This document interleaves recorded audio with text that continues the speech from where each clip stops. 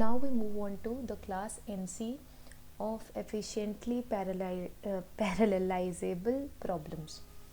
Let P be an algorithm for solving a problem pi on CRCW. I hope you remember CRCW PRAM. And according to theorem 2.1, the execution time of P on EREW will be at most big O of log P times slower than on CRCW. So CRCW PRAM is faster than EREW PRAM. Let us use the observations from previous sections and require that P is equal to poly of n. So there is a polynomial function of n. So we assume that P is equal to the number of processors is equal to that. So it follows that log P is equal to log poly of n, which will be equal to big O of log n. Now combined with theorem 2.1, this means that P, which is equal to poly of n, for P which is equal to poly of n, the execution of P, which is a problem, so execution of P problem on EREW PRAM will be at most big O of log n times slower than on CRCW PRAM.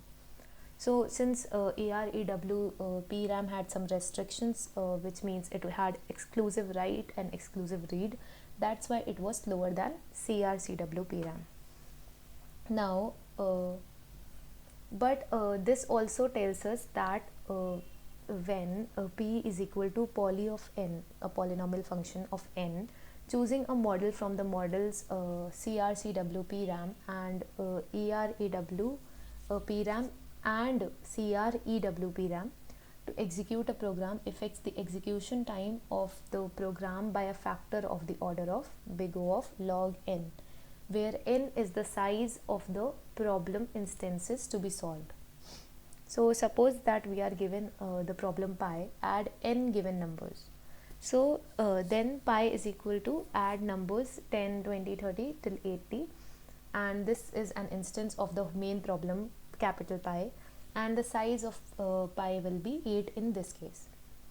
Let us now focus on all instances of size 8, that is instances of the form pi, add numbers a1, a2, a3 till a8. The fastest sequential algorithm for computing the sum a1, a2, a3 till a8 requires t sequential of 7 steps. So first you will add a1 plus a2, then you will add that sum to a3, then that sum to a4, then that sum to a5.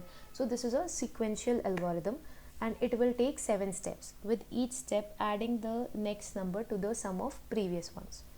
Now in parallel, the numbers will be from a1 to a8 again, and they can be summed in pairs.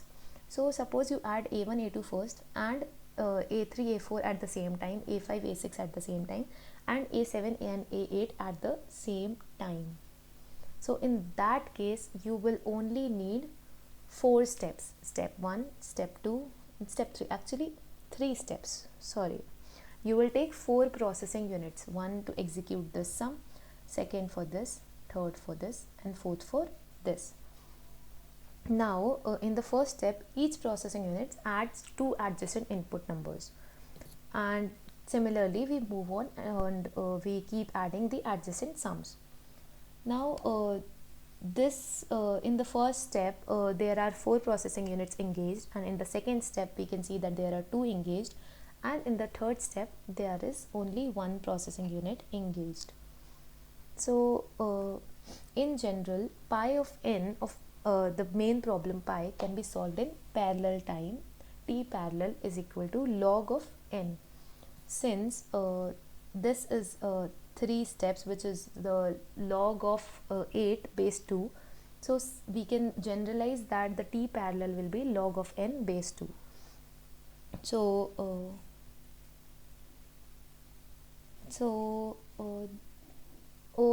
big O of log n with n by 2, just a sec, and so in general instances pi of n of main problem pi can be solved in parallel time. T parallel is equal to log n.